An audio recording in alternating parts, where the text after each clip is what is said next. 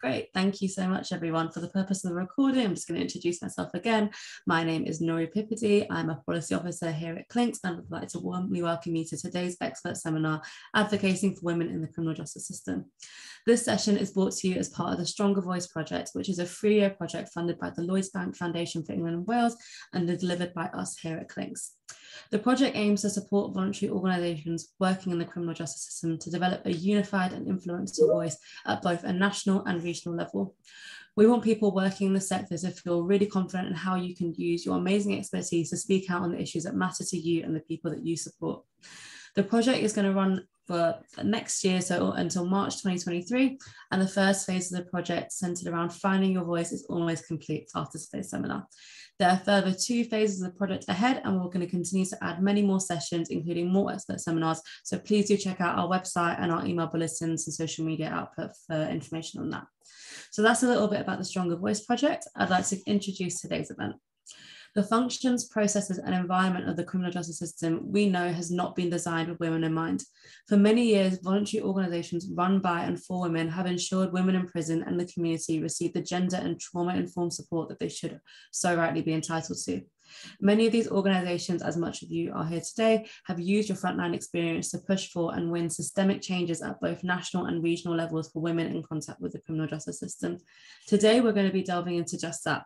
In this expert seminar, we're going to hear from experts from Birth Companions and the Greater Manchester Women's Support Alliance to discuss their role in advocating for women in the criminal justice system and achieving genuine and long-lasting services. We'll have a session from Kirsty and Sam, who are from Birth Companions, and also Kate, who is from the Greater Manchester Women's Support Alliance.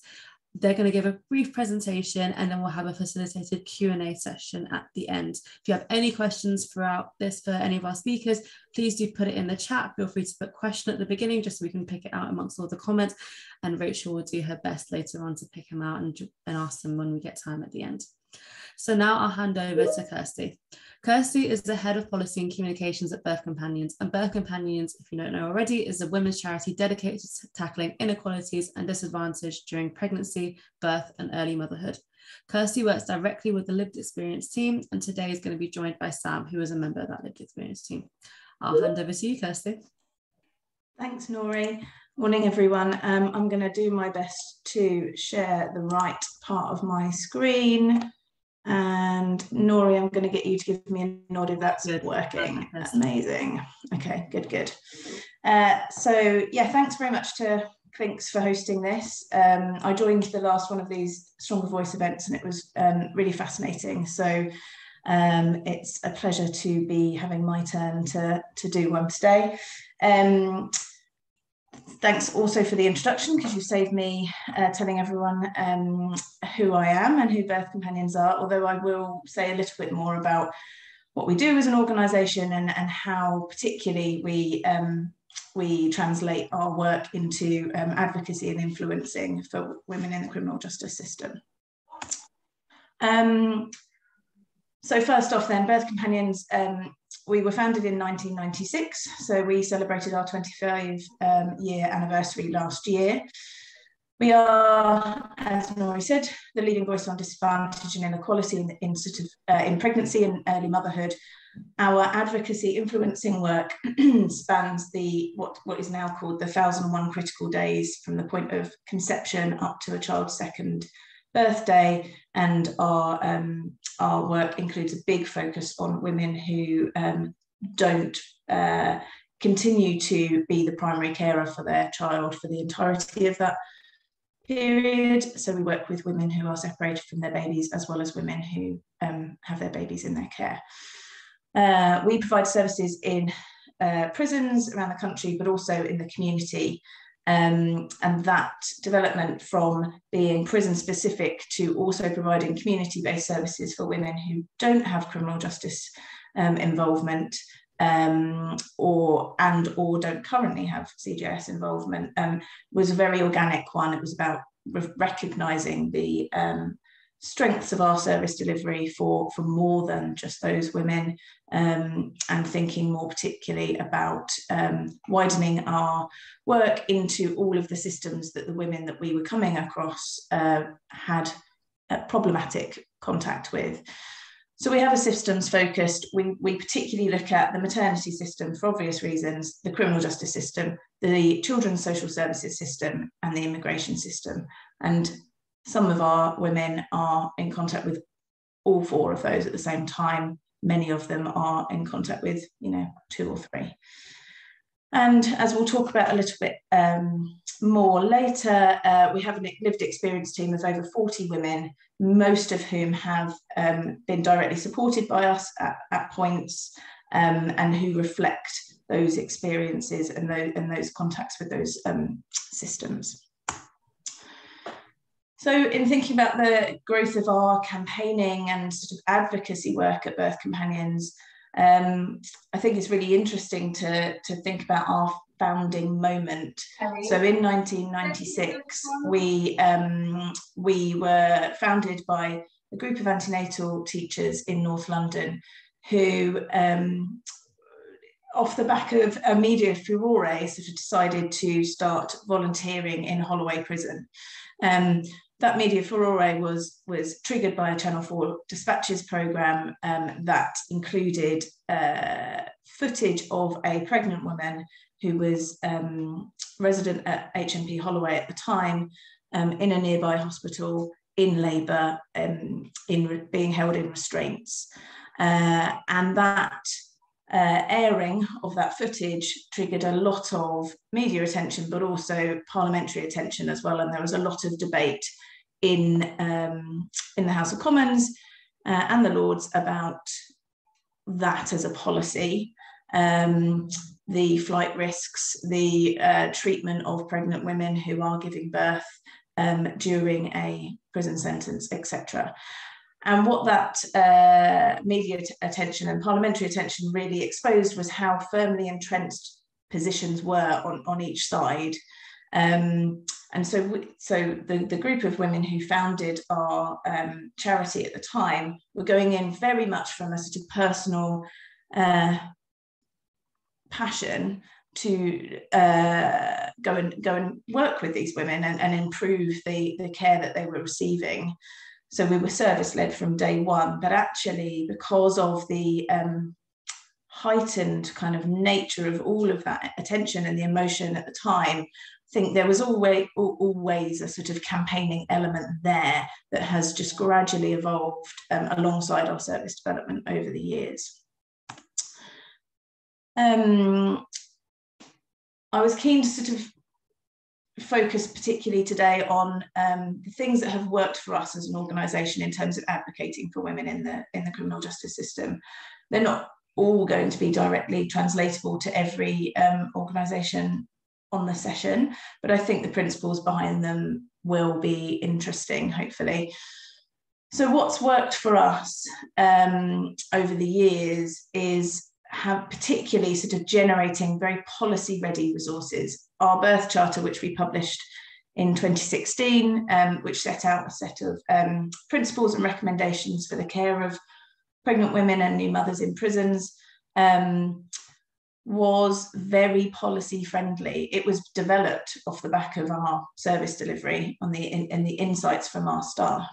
But actually, I think to a degree that maybe we hadn't really expected at the time as we developed it, it was incredibly policy friendly because the principles within it could be easily lifted and used by many, many others working in this space without being hugely confrontational or controversial.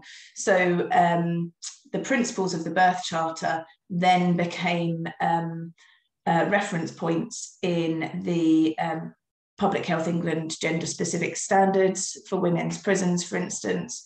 They informed the Inspectorate of Prisons women's expectations. They informed operational guidance for the female offender strategy, and have been sort of regularly used without much of a break since then. The other thing that's worked incredibly well for us, and Sam will talk a little bit about this from her own perspective, is our lived experience team. That was a team that was developed, thankfully, with a really significant piece of funding from the lottery. And we sort of really evolved it very organically. We didn't expect it to become as big or as influential as it has. But as I said, it's now got over 40 women within it, and it is so much more than a platform for women to share their own experiences, although that is incredibly useful in informing our own work, but the work and also the work of others. It has become over the years a source of huge kind of insight and challenge for lots and lots of policymakers and stakeholders, far wider than ourselves. And we'll talk a little bit more about that. Our work with academics, with researchers, has been really, really positive, and I'll talk a little bit more in a minute about how that has manifested in particular ways. Our work with parliamentary champions has really elevated our status.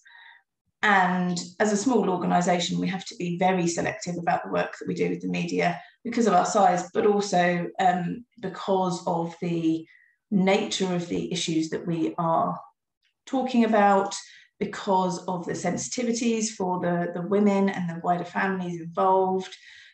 So we do take a very selective approach, which is sometimes challenging to decide upon.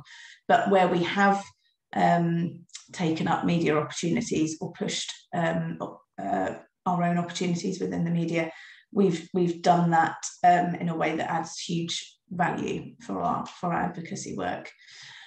Really, what all of those elements boil down to in terms of our influencing strategy is it's about establishing legitimacy. And I think in this space, it's very easy for voluntary sector work to be dismissed by many stakeholders as fluffy, as very agenda sort of driven, as very partial.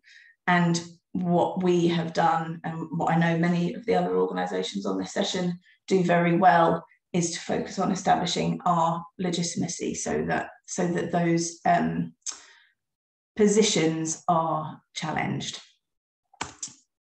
So, for example, one way that all of those ingredients have played out is a few years ago, we had been working for a long time with an academic called Dr. Laura Abbott, who is a specialist midwife, who went in to do her doctoral research in 4 women's prisons. It was a very long-term qualitative piece of work, and she was researching pregnancy, birth, and the postnatal period in those prisons, speaking to women, but also speaking to staff members as well. And because we'd been involved in that research from day one, we were able to work very closely with Laura around the point of publication to sort of make sure that it attracted the attention that it deserved, and to make sure that the focus was placed on the points that would deliver most value for everyone involved. That then manifested in the launch of Laura's research, focusing on a birth in cell. So she had spoken to a woman who had given birth in a very, very dangerous set of circumstances to a baby in a cell. And because of the support that we were able to provide around the media attention for that, it attracted a huge amount of focus. Then we worked with several parliamentarians, particularly Carolyn Harris, to table parliamentary questions off the back of that media attention. That relationship with Carolyn then allowed us to arrange a meeting with the prisons minister at the time, which several women with lived experience attended. That we didn't realise at the time, but then allowed us to be included in a set of conversations about a major review of a particular prison service instruction relating to mother and baby units. That, because we were able to get involved from day one, meant that we changed that from a prison service instruction about mother and baby units specifically to, thanks to HMPPS being open to this, a whole new policy framework, the first of its kind, which takes into account pregnancy outcomes that are not births. So ectopic pregnancy, miscarriage, stillbirth, abortion services, maternal separation, so women who are separated from a baby up to the age of 2, and women who enter mother and baby units. That was a huge, very, very concrete change that without all of the other things on this slide, you know, we may not have had the opportunity to make happen. I'd like to think that we might have done, but I couldn't guarantee it.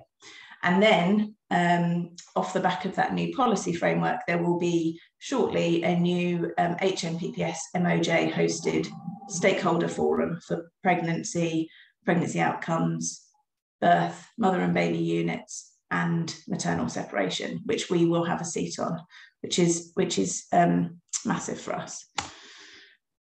It's not without its challenges, obviously. So one of the biggest ones for us is navigating that tension between campaigning work and service delivery. So obviously we have been always very conscious of the fact that we are trying to deliver services in these prisons.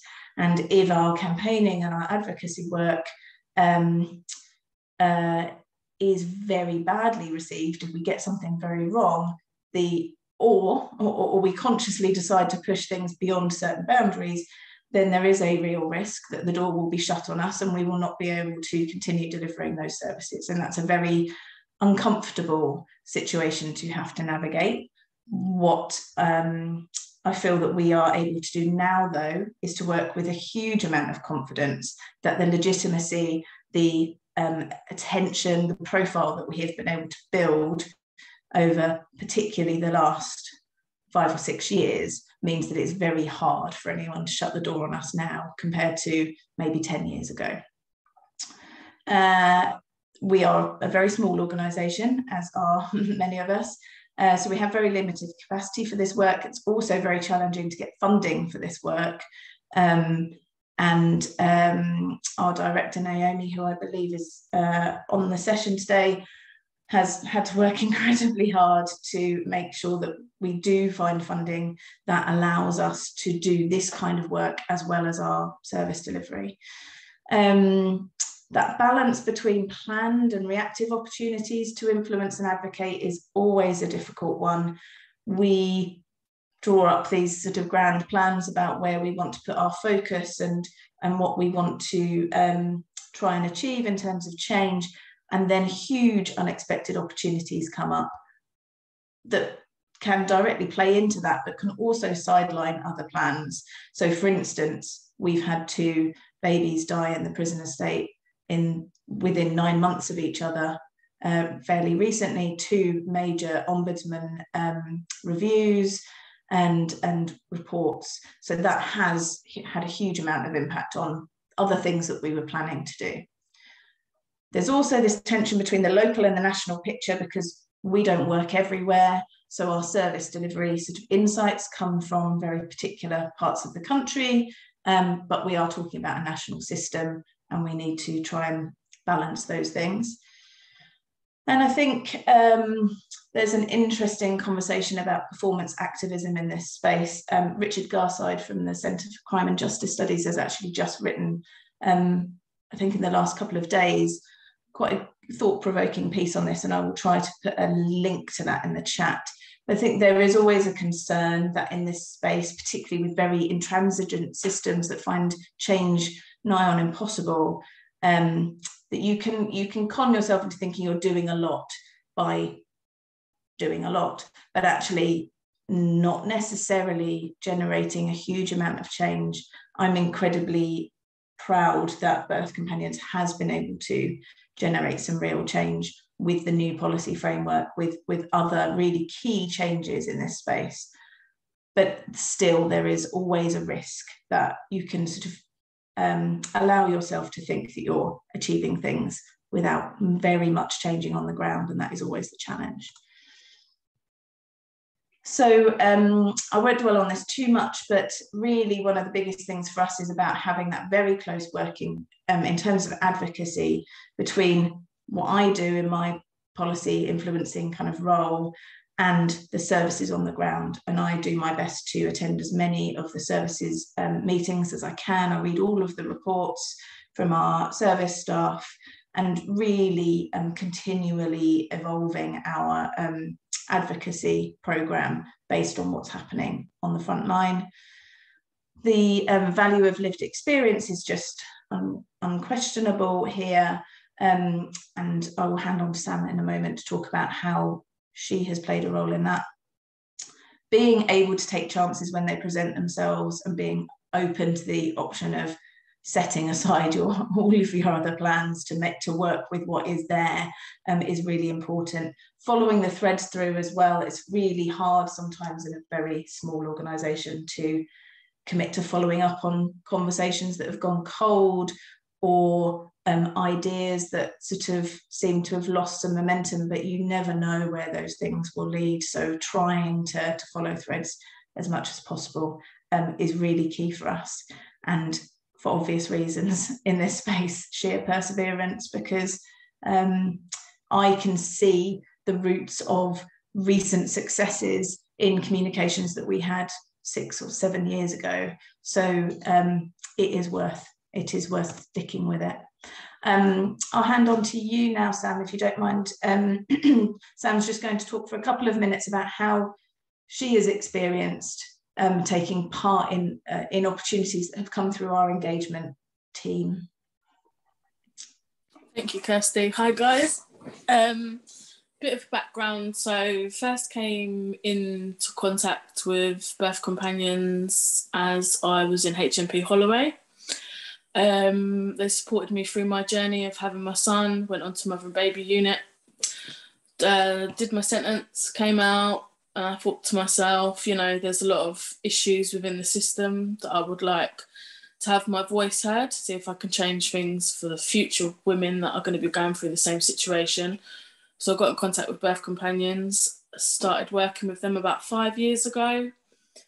Didn't really know what I would be doing when I first got in contact with them, and then little pieces of work would come in. I'd be doing surveys and bits and pieces for universities and colleges, and then I was the yes person. Anything that was sent my way, yes, I'll do it. So the work kind of got bigger and the rewards got greater. The feeling was great, being able to actually have my voice heard. I've taken part in the meeting with the prisons minister, service reviews, health and justice meetings for the healthcare of pregnant women in the prisons.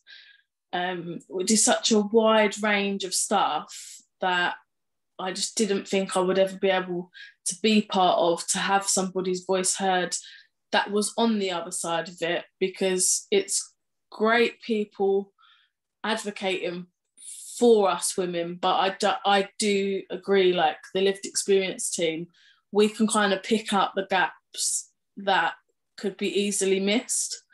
And I think that's one thing Birth Companions are great for, is giving us the voice and the opportunity to speak to people that are higher up, to finally get our voices heard, that which we wouldn't have usually been able to be in that position to do. So the work that they do is great, and me personally, I find it very rewarding. I personally hope that we can work together for a lot longer and do a lot more things to hopefully make the change and get it to where it needs to be, and bridge the gap between what they preach and what they practice. Thank you, Kirsty. Thanks so much, Sam. I hope you'll continue working with us for a very long time as well, because genuinely, I was saying just yesterday about how much easier you make my job, and just how much insight is held that I just think is so often lost along the way. I should say we have a lived experience pay policy that we stick very rigidly to now, that has evolved over the years. and we really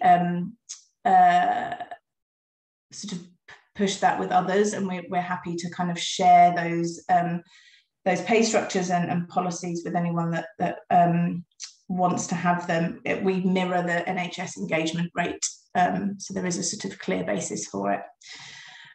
So just to round up, I again will try and post a link in the chat in a minute. If you want to sort of understand the flow of opportunities and changes that we have been particularly focused on in the CJS, last year for our 25th anniversary, we published a timeline that sort of mapped all of that out. And I think it's always interesting to reflect on those kind of things back from the start. Looking ahead, I think there are some real challenges for advocacy in this space. I think there's a lot of tendency to spotlight issues and not to maintain a sort of ongoing level of scrutiny. So that's something that we're really very focused on at the moment, moving on from the sort of focus on the 2 baby deaths, for instance, to looking at scrutiny across the system. I think there's a challenge in maintaining the focus on the female offender strategy and the Concordat, always given the emphasis on the male estate.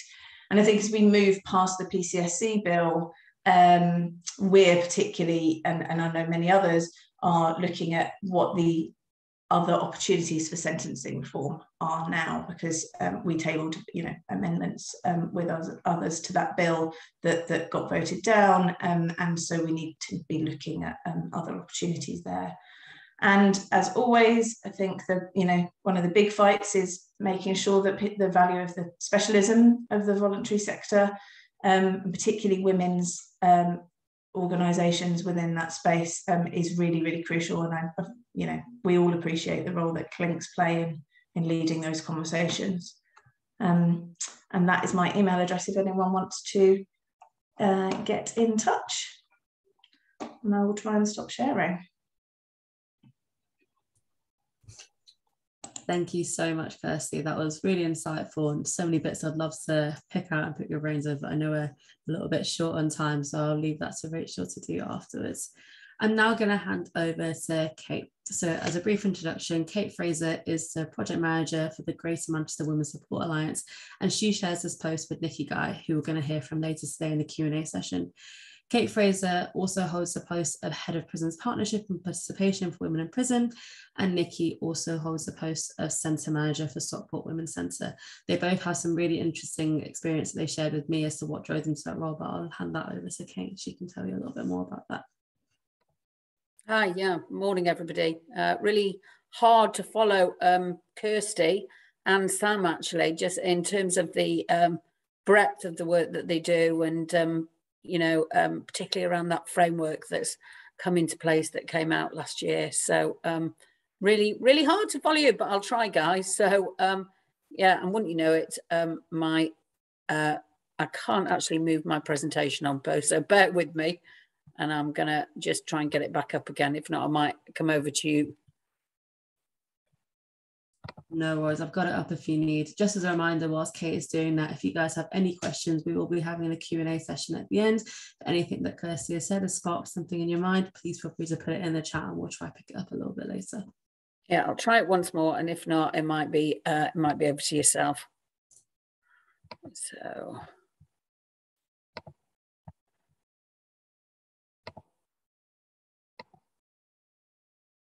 yeah, there we go, lovely. So I'm going to talk a little bit about what the Greater Manchester Women's Support Alliance does. I'm a co-manager, as Nora said. It's a role I share with Nikki, who's with us today. Basically, what we do is we support the whole system approach, the Greater Manchester whole system approach, and I wish I'd known that they were going to call it the whole system approach, because we share the same initials as it. So when you're writing any kind of document or funding document, really confusing. But the whole system approach and the way that the women's centres in Greater Manchester support it is that as a core offer, as a basic offer, we provide gender-specific one-to-one and group support to women at every point in their journey through the criminal justice system. So for women who are at risk of offending, and that is basically any woman with a need.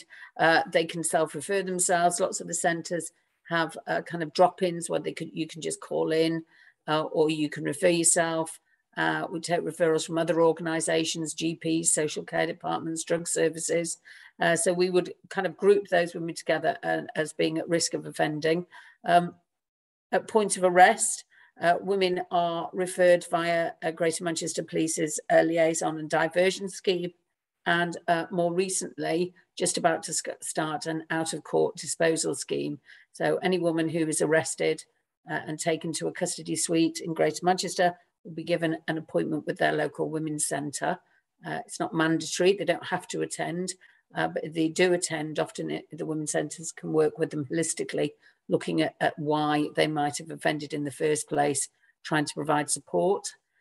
We provide support to women who are serving community orders. So if you have a community order and you live in Greater Manchester, you won't see your probation officer at a probation office, you will see them at your local women's centre. And we also have dedicated through the gate support for women who are leaving custody. For most of the centres, that would be from Style Prison in Cheshire.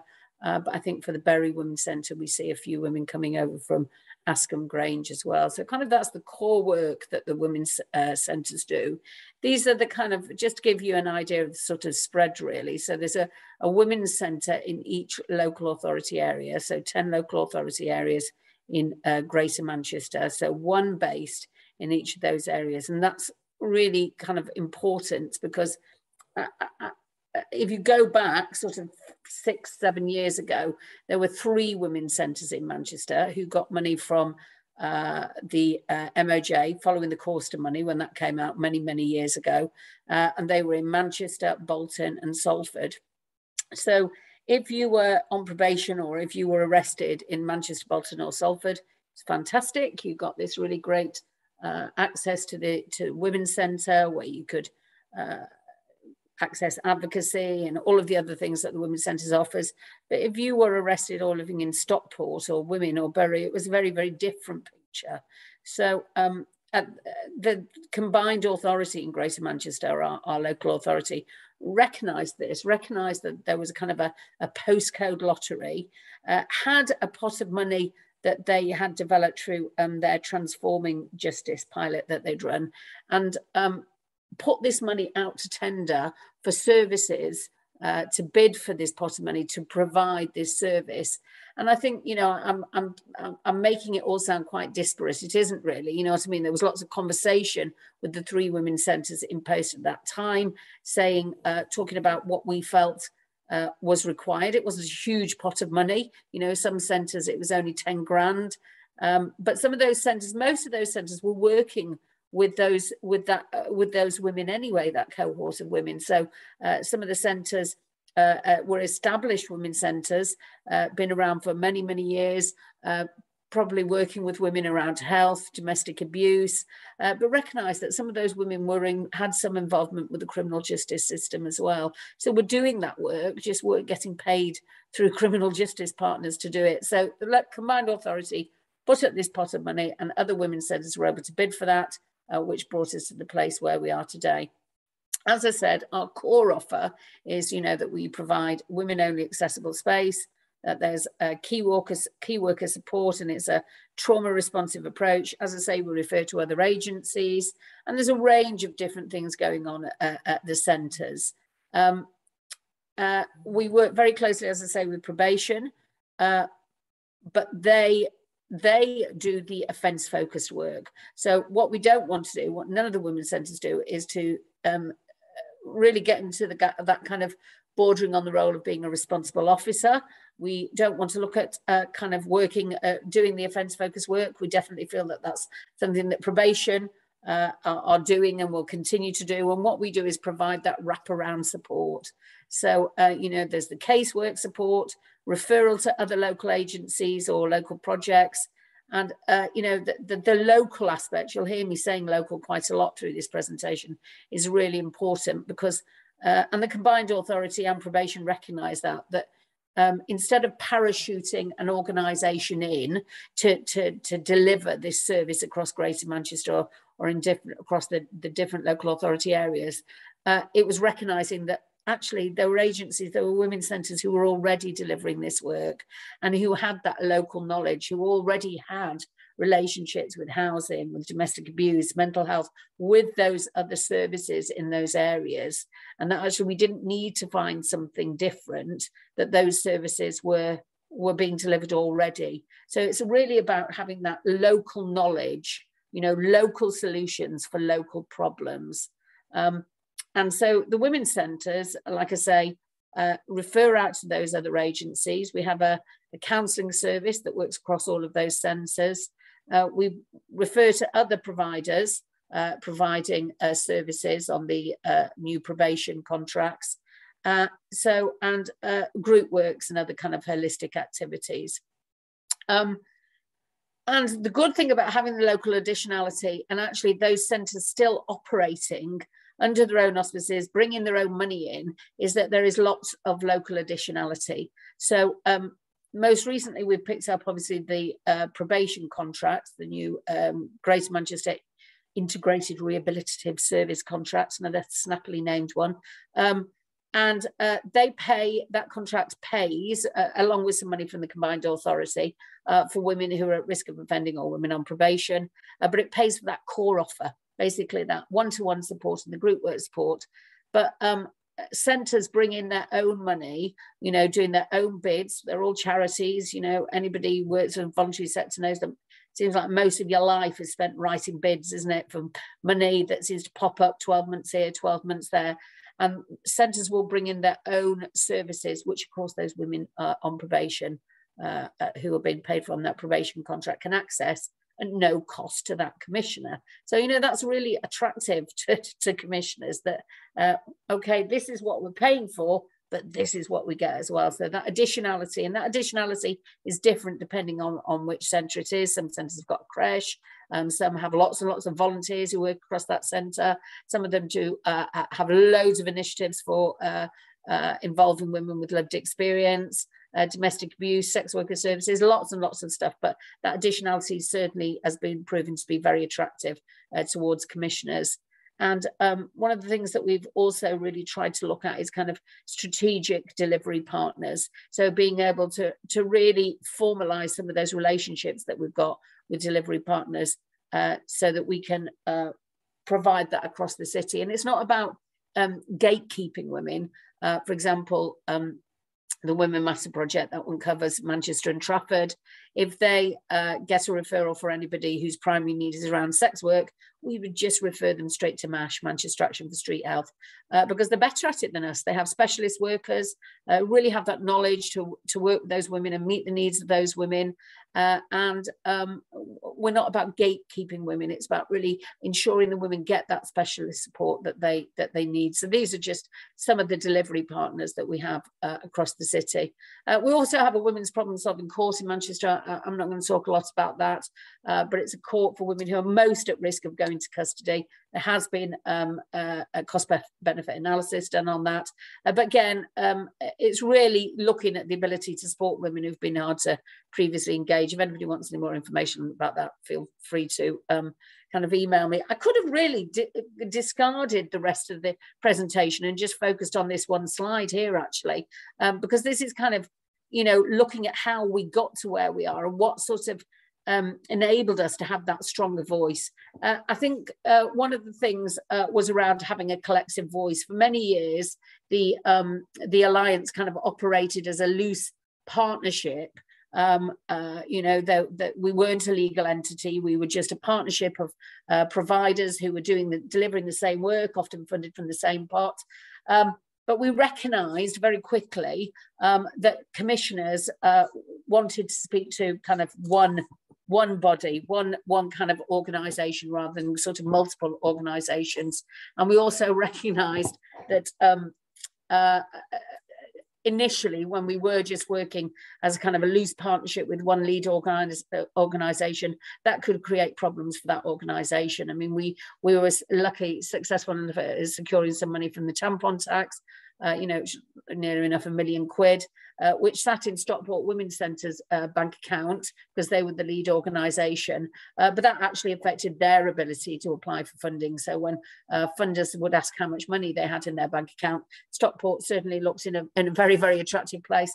But in fact, that money was just in their account, you know, for long enough to divvy it out, really. So for us, it definitely came to the point where we recognised that creating and becoming a legal entity in ourselves was going to be more attractive to commissioners. And at the same time, we were doing this against the backdrop of devolution, you know, which I'm sure has created opportunities in Manchester, moving that key commissioning from Whitehall, you know, and bringing that greater devolution of criminal justice budgets really allowed us to have more influence, because local commissioners had an understanding of the local picture and were actually paying towards the local picture. They were providing some funding already for these women's centres.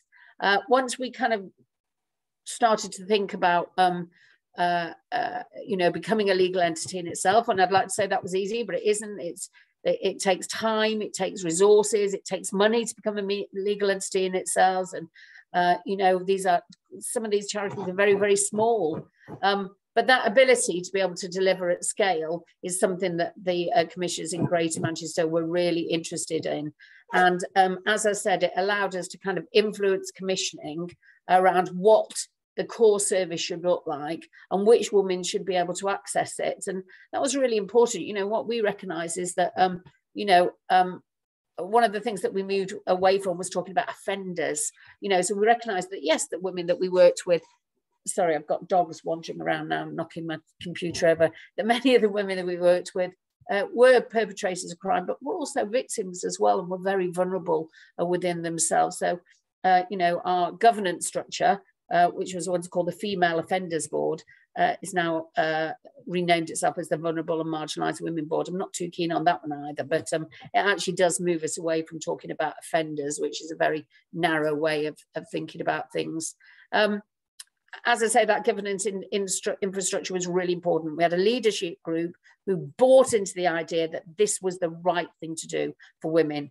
Okay, you know, consisted of a chief constable, CO of probation, 2 deputy chief execs from the local authorities, and the PCC as it was, and finding and influencing those leaders was critical. I mean, really, really critical to get that strategic buy-in. For us, that the way was paved by the public sector reform group in Greater Manchester, who really, really helped pave the way for us. But I would say to anybody trying to develop a whole system approach, getting that leadership group, you know, is really key. If you get one person who can champion it strategically, it's really important. And for us to have probation partners who were, you know, interested in thinking differently and wanted to buy into the collaborative work with the combined authority and enter into a co-commissioning relationship.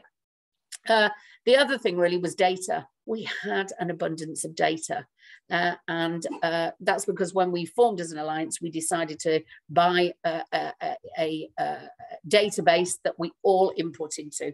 So we had an abundance of data and know-how about how to get better outcomes for women. And that was something that was really valuable, but also not easily available to policymakers. And so by bringing this forward, we were able to demonstrate not just need, but also solutions. So I would say, even if you've kind of glazed over and you're bored of my voice by now, if anything, just that's the key slide out of my whole presentation, you know, to think about if you're thinking about something similar. And now my presentation has stopped moving on again. I don't know why. Could you bring it up, Nori? Perhaps do you think I'm just struggling here? That's okay. Give me 2 seconds and I will do so.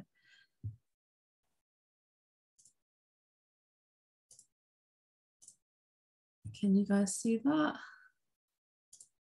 Yep, great. Can you see it with all my notes, or? No, I can just see it as it is. Let me move us on to the right slide. Great, thank you. I haven't gone too far, have I?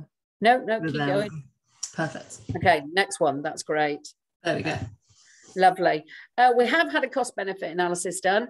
And again, if you can demonstrate to people how much savings there are, particularly to local authorities, or other statutory bodies, it's you know, it's gold dust really. I mean, I can sit here and read this off to you and say, you know, for every £1 invested, you get a £3.50 return on a fiscal cost benefit analysis, and more on a public value cost benefit analysis. Please don't ask me any questions about what the difference is between either of those, a fiscal or a public value one. I don't know. Nikki might know, but I don't know. Somebody much cleverer than me. But as you can see, you get bang for your buck, you know, for you know, in terms of that money invested and what you're getting back.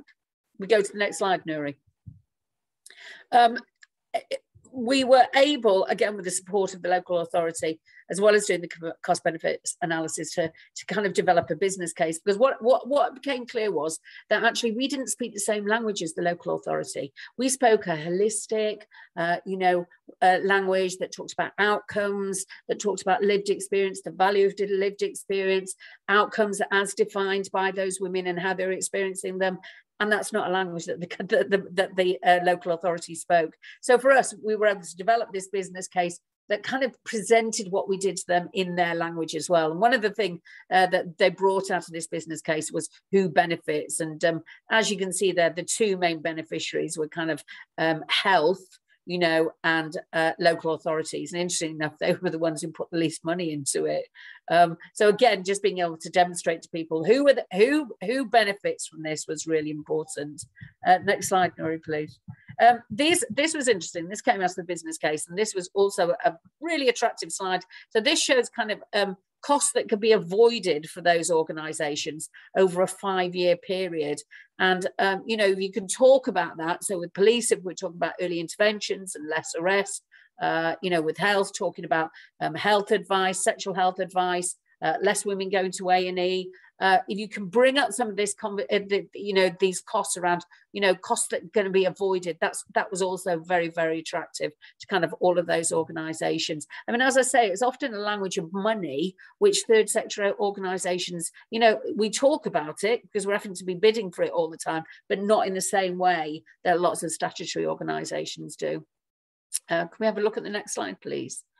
Yeah, I'm just, I know we're looking at time now, but I'm just going to whiz you through this because this is just a snapshot of where our funding situation was a couple of years back. And if you have a look at that, it's interesting to note that the vast amount of money, the majority of money that's been brought in, probably about 65%, is being brought in by the women's centres, and that's really important to the Alliance and to the women's centres, that we are able to retain that kind of independence of bringing in our own centres. We're not reliant on one budget, which means that you know, we don't have to say to women, you can access this, but you can't access that. You know what I mean? That's just for probation women. We can just look at women as a whole and be able to provide those services for everybody. And also, as you can imagine, very, very attractive to commissioners because they're not having to fund all of that. They're getting all that additionality as well. So that was really important to us. Can we have a look at the next slide?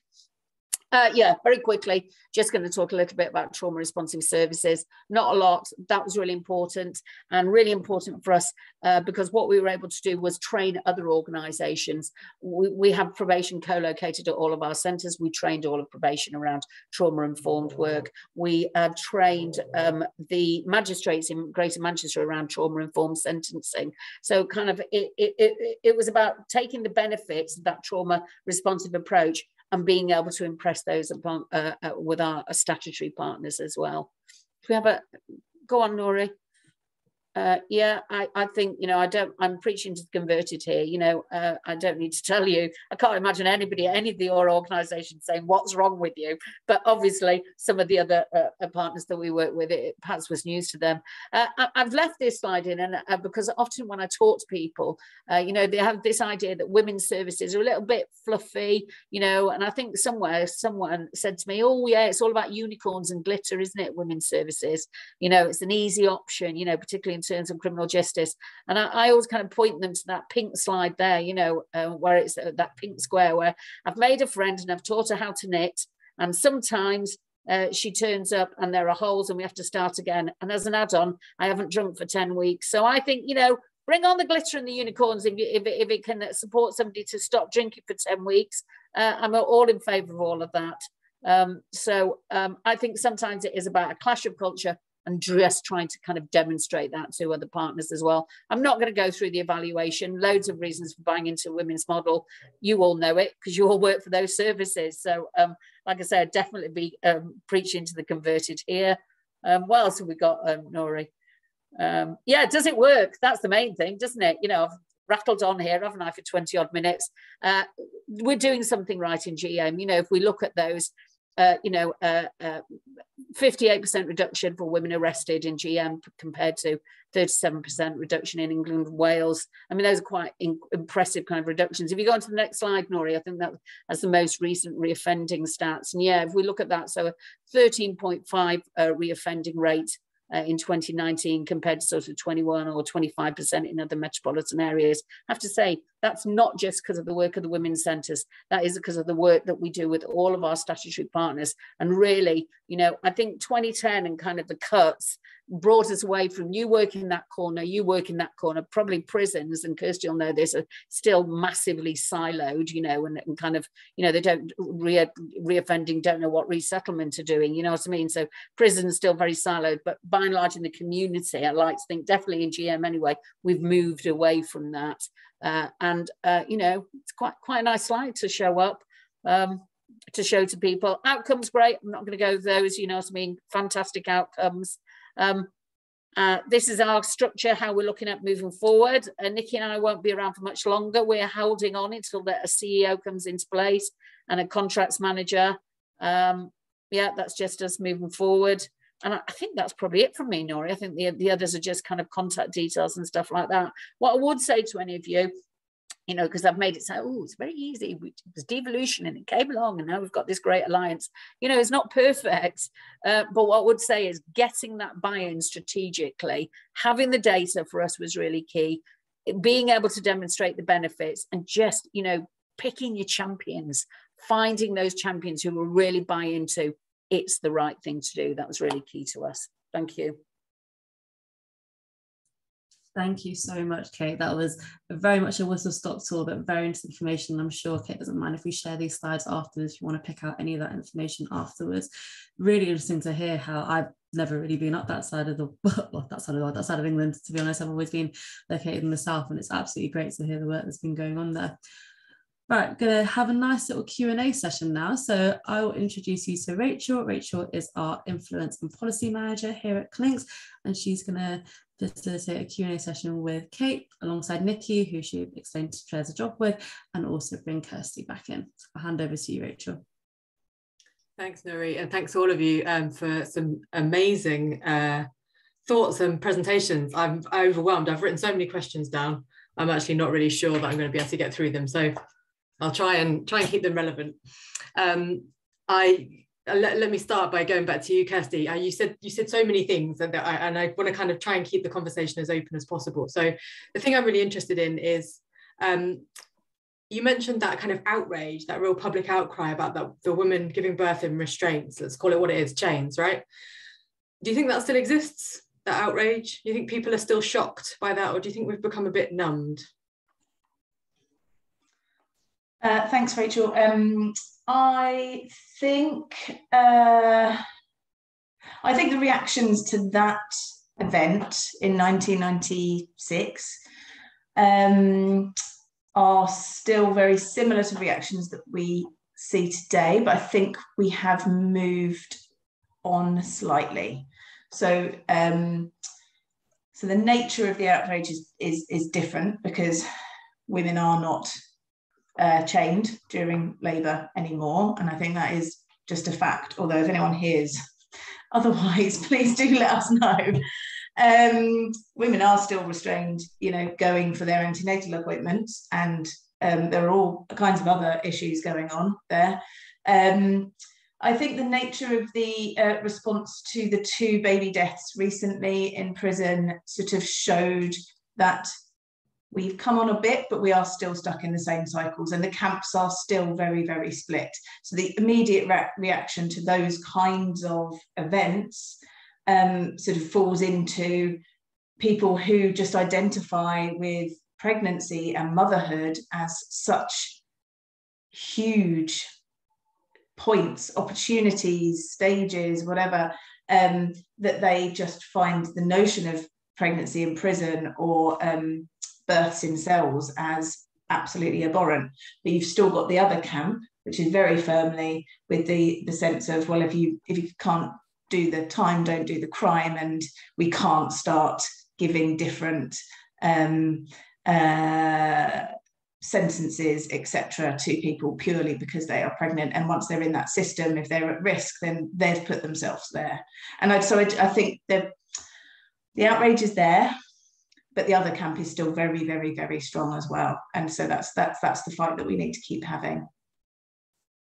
Yeah, I think that's a really interesting point. I agree that that outrage is very palpable, isn't it, about those really, as you called them, those kind of spotlight incidents.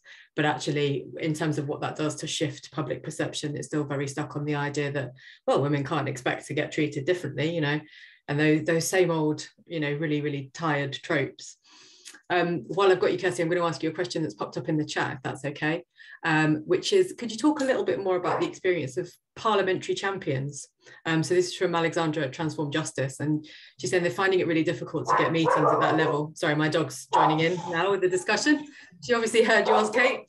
Finding it hard to get a one-off meeting at that level, let alone develop the kind of long-term relationships that you spoke about, kind of developing that kind of stakeholder relationship going forward. Yeah, I think it's not easy, and I think you sometimes just need to get lucky. But I do think that parliamentary questions are just a really excellent way to open up conversations with potential parliamentary champions, and to test the water to see sort of how passionate and informed or interested different parliamentarians are on the issues that you feel are valuable, without trying to schedule individual meetings, with all of them as a first step. So I think, using opportunities where they come up, whether it's new research, stuff that hits the media, reports, etc., to throw a few suggestions out to different people about parliamentary questions that they could table, and to offer quite a lot of support in thinking about how those are structured. You can then start to see who's got an interest, who's got a bit of passion that you can build on. But it is really, really difficult, I think, particularly in this government, unfortunately.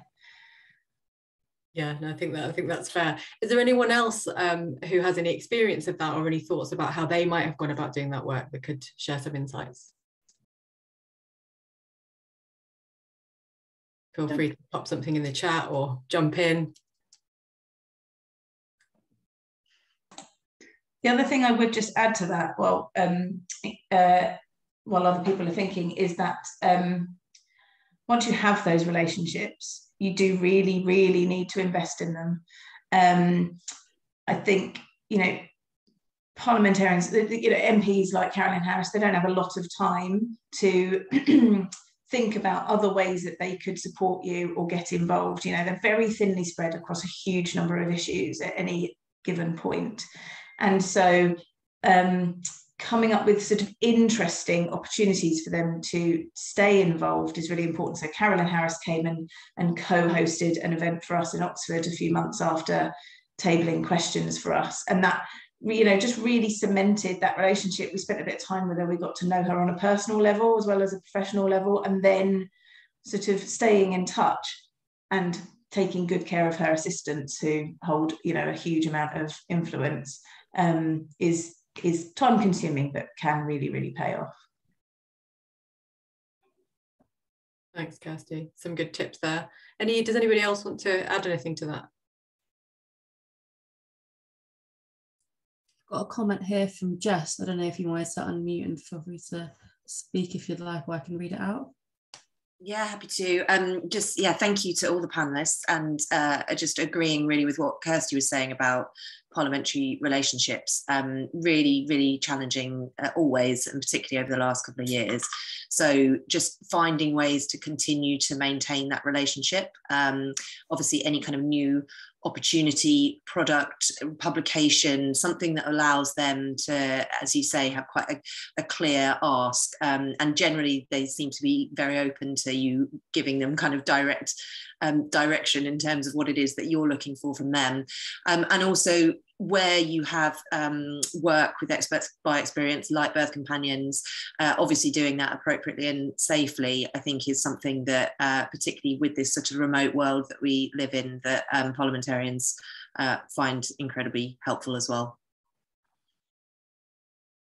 Yeah, that's a nice point. Maybe we could bring Sam in here actually. And I wondered, Sam, if you had any thoughts about how to encourage, not perhaps in the women's sector where maybe people are a bit better at this, a bit more kind of motivated to do it, but in the wider sector as well, how can organisations bring in the voices of people with lived experience in a way that doesn't feel tokenistic and, you know, is actually doing something to change policy? I think Sam actually had to leave us, Rachel. Oh. Kirsty, who deals with that team, can probably give a bit of a perspective. Thanks, Nuri. My mistake. Yeah, sorry, Sam had to go before the Q&A session, although she would have loved to have stayed, and she would have loved that question. I mean, I think there is still a huge amount of tokenistic lived experience opportunities out there. You know, I think a lot of people that we try to have lived experience conversations with, who we try to link members of our lived experience team to, still come along to those conversations. I'm talking about wider stakeholders, including parliamentarians, still come along to those conversations with an expectation that they're just going to get to sit there, sit back, listen to some women talk about how hard they found it in prison, tick a box, and then move on in exactly the way that they were planning to do before that conversation. And it is really hard, but we have seen the other version of that, and with enough times now to just be really bloody minded about it and to keep pushing it, because where it works, where women with lived experience get to have a real meaningful conversation with commissioners, policymakers, etc., about how their own personal experience and the experience of other women that they, you know, were there with at the time relates to the bigger picture, the systems, the structures, the processes. I've seen the light bulb kind of moments, and I've seen, you know, some very challenging exchanges, but actually I've seen, you know, for instance, health and justice commissioners completely change their practice around pregnant women and new mothers as a result of those conversations. But it is really, really challenging, and it takes a lot of time and support to make sure that those things pay off and that they happen safely. Yeah, I think there was an interest, wasn't there, in your pay policies in the chat as well, and I think that's something that, you know, is moving that discussion on a little bit further as well, is actually how do we value people's lived experience. Part of that is about not being tokenistic, but it's also about making it possible for people to share their lived experience, you know, moving on in those ways. So I'm sure that Alice, perhaps did you have any thoughts about that? I know you'd asked that question about pay policies. Well, mainly because I want to find some way of both applying for funding for lived experience arts practitioners in my own service. But weirdly enough, somebody that I've been supporting has set up a small CIC of her own, supporting women who've had their children removed by social care. And that's from her own lived experience. And she's just tweeted about an experience with the council where she was asked to present what she's doing. And as she was presenting, she was rehearsing her presenting with them, and they've edited it and changed the story. And it's delegitimized her experience again. And it's left her feeling devastated on the month that they're coming up to Mother's Day, obviously. So she's already feeling awful. And it just reminds me of how different lived experience can be viewed. There's this whole spectrum where it's still really old-fashioned and people are wheeled out to say what the agency wants them to say, and that really tokenistic stuff. And at the other end, we've got the birth companions people who are obviously doing it the right way. And I just wish we could all be like that. I think there's some responses there to you, Alice. That's a horrific story. Kate, can I bring you in and then come to you, Kirsty? Yeah, I think, in terms of, strength in numbers around a lived experience, that's really important, because women that we worked with really don't like case studies. They don't like them. They think they're othering. They think it just entrenches that power imbalance between, them and the organisations they work with.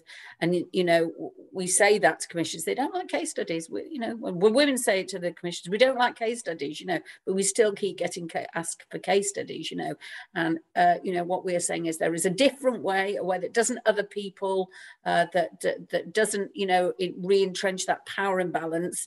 I would hazard a guess they would take very little notice if it was one women's centre.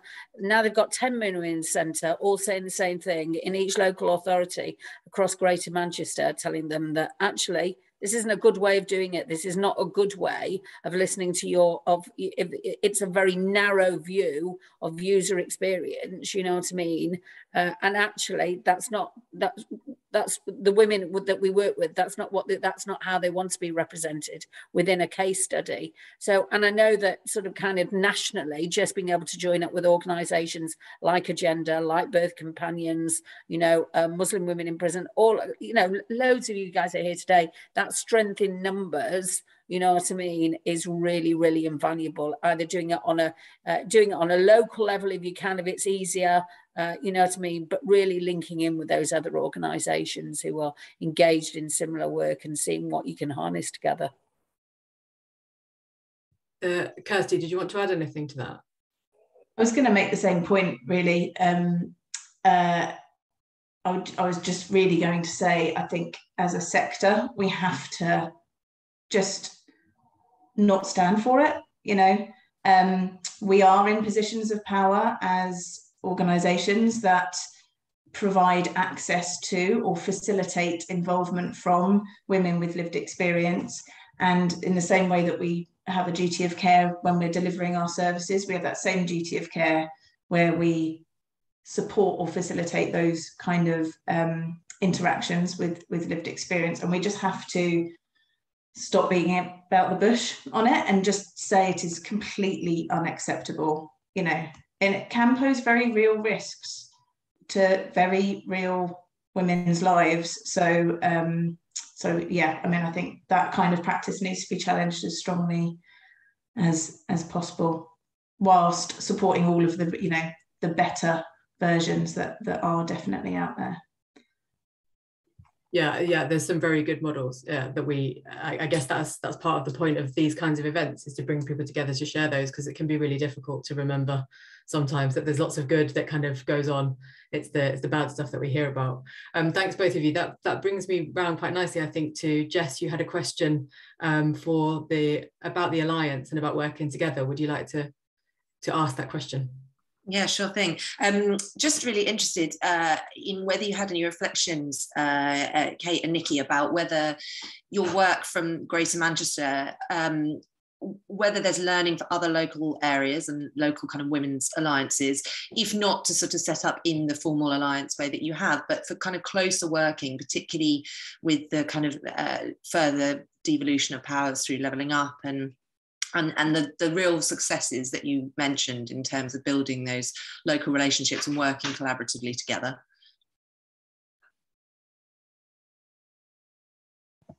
Nikki, do you want to say? Yeah, I'll start. I would say for us, the start of the process actually was the championing by the PCC or the PSR at the time, and we still have that within our area. When we initially set up, it was as an unincorporated association, and there was a reason for that. We hadn't built relationships with each other. And that actually, I would say, has taken a while. It's probably taken a good 6 years, you know, to be able to trust each other. So at the very beginning, when we started the alliance, we did want to form an alliance, but some of our partners didn't want to.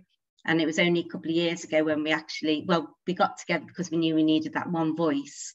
But a couple of years ago, there was strong indications that when the new probation tenders were coming out, they would want it from one organisation. And that really, we just sat down together and we started that process. And that process took 2 years. So, I mean, as with all the work that we do, for me, it's all about relationships. And now we're at the stage where we've formed an alliance, and now we're trying to build relationships with other women's organisations in Greater Manchester. So we've set up an associate membership arm of our organisation to allow other, you know, partners to join us if they want to. I also think important that as an alliance, we can offer things to our other women partners. So we've got a fantastic learning and development side. You know, we offer free training. Kate's talked about it. So, I mean, for me, it is primarily about relationships and good relationships. I mean, and with that probably comes challenges, because if one particular person leaves, particularly when they're in the likes of maybe Greater Manchester, you know, we need to develop the relationship with the new people. I mean, we even know across the local authority, our local authorities, different local authorities have different relationships with their women's centres. Some of them fund their women's centres, some don't. So I think as a sector, we've still got a long way to go. So I don't know if Kate's got anything else to add. No, I think it's right. I think relationships are key, you know, and that's kind of a, you know, obviously you see that at operational level. For example, you know, with the referral scheme that we had with Greater Manchester Police from the custody suites, I think we operated that informally and had one referral in 12 months. You know, once we got some strategic buy-in, you know what I mean, the amount of referrals went up massively, obviously. And what that actually took was, even just operationally, just there was one sergeant, strangely enough, called Jackie Brown. I always remember because of the Quentin Tarantino film, but it's not the same one. But just, you know, Jackie kind of got what we did and was able to talk about it really, not just with the women, you know, because often trying to get, you know, police to talk to women about women's centres, the very last people that you want to speak to them about women's centres. Jackie really got it and was able to explain, not just to the women, actually they're nothing to do with the police. It's just this great charity, and if you go down there, they can sort you out with this. You might be able to get some clothes, you could get some vouchers for a food bank. They've got other stuff going on to talk about that really knowledgeably, but also to be able to talk about that with her colleagues as well, who were hacked off at that point because they'd seen so many schemes come through custody suites, you know, test on arrest, or, you know, so many different staff from different organisations milling around custody suites, and this was yet another organisation that they had to refer to. So just, you know, in that very small instance, just having Jackie there who could talk about it really knowledgeably and champion us, you know, and champion the women's centres was really, really important. That was as important as getting the strategic buy-in from the local authorities at that time. And that all takes legwork, doesn't it? You know, I can't tell you how many times I've rolled out that trauma training to a police, you know, to a room full of board, whoever, police officers, prison officers, you know, I'm to sound like I'm statutory sector bashing. I'm not here, but, you know, just people who clearly didn't want to be at that training, but, you know, just to build those relationships and you know, be able to get the word out, so important. Yeah, I think also the finances, we were really lucky to secure quite early on a significant amount of money from the tampon tax and national lottery with the women and girls. And what that allowed us to do is actually we sat around the table with more money in our service than the criminal justice service were putting in the combined authority. So it did give us a voice around the table. You know, I don't necessarily agree that should be the way. We should have a voice anyway. But having the finances, you know, actually it gave us a voice around the table. And as Kate, you could see from the cost benefit analysis that we had done, actually as a group of 10 centres, we bring in a lot of money. I mean, my own centre probably the money that we actually get from the CJS element is 10% of our income, yet the benefits to the statutory sector, you know, I don't know, tenfold. So yeah, so the finances as well, unfortunately, because I know that's a difficult one to achieve. Yeah. Thanks, both of you. Kirsty. I just wanted to pick up on something related to, but a bit different from that conversation. Just that Nikki and Kate both talked about that seat at the table, and I just think that is that has been proven in our work to just be so invaluable. It's about seats at every table going. And at times, once we kind of get there, it's incredibly frustrating, right? Because you kind of get the seat and then it becomes just endlessly frustrating.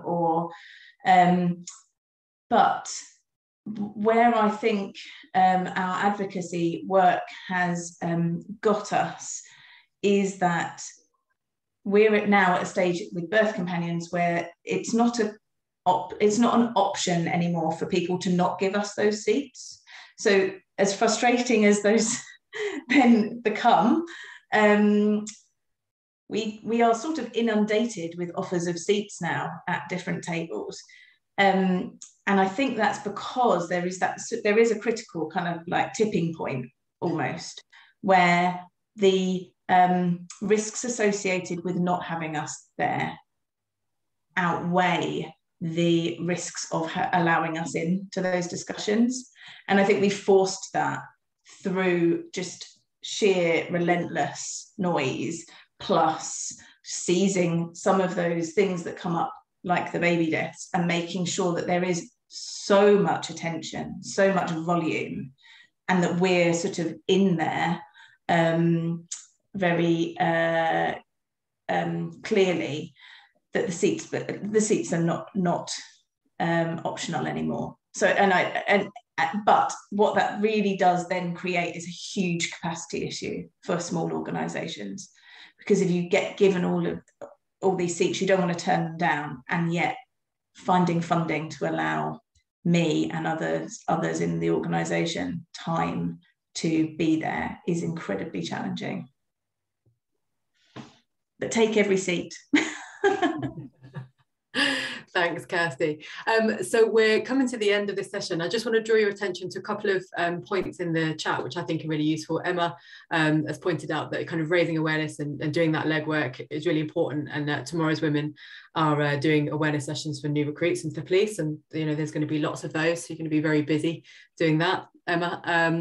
And Olivia made the point about bringing in lived experience and actually not allowing the agenda to kind of get swayed towards just simply listening, you know, that this is why we're here and this is what we're going to do, and being quite sort of strict about that, I think is quite helpful. It's easy sometimes, isn't it, to get drawn into what we want the other side to take from something and perhaps being a bit too generous. So definitely some helpful advice there. Thank you all of you for your points and for your questions, and for our speakers. I'm going to hand over to Nuri now.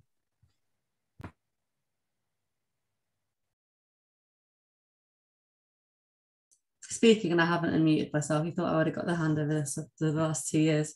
Thank you so much to all our speakers. I just want to take the time to round off quickly. So a huge thank you to Kirsty and Sam from Birth Companions, and to Kate and Nikki from the Greater Manchester Women's Support Alliance, which I always mess up that acronym, but got it right. Got a big thumbs up from Kate. As Rachel mentioned, we've had loads of comments in the chat with saying that this was a really inspiring presentation, and I particularly found it really useful to hear it. I think Kate made a big point with her presentation that there's some great organisations in the room. We're not preaching to the choir here, but we've really heard the value of being able to, as Kirsty mentioned, get a seat at every table. And there are some people out there that unfortunately just don't have this yet. As much as we all get it, they don't quite get it. And I hope if you've been able to take anything away from this session is those really effective, tangible examples of advocacy and how you can maybe get some of the people that you work with or would like to work with to hopefully get it a little bit more in the future. So that was absolutely brilliant. As I said at the beginning, this is part of a wider programme of training delivered under the Stronger Voice project. I know we've got some familiar faces on here that have been to a couple seminars and a couple training programmes. We've still got some more to come. They're going to be advertised on our events page over the next couple of weeks. So please do have a look and keep an eye out. I will just share our events page in the chat now as well, so you've got it there, but I'm sure you all have it already. We're just going to flash a short evaluation poll on the screen just to capture how you found the event. Very briefly, there'll also be a more detailed evaluation coming through in an email with some of the key resources from the session, so the slides from Kirsty and the slides from Kate, and also the contact details they shared will be available in that email as well. Just wait for you guys to click through that.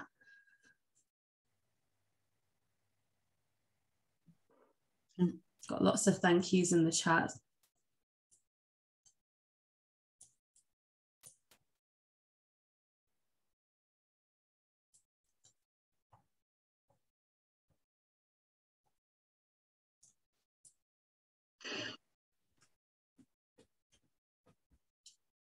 Almost there.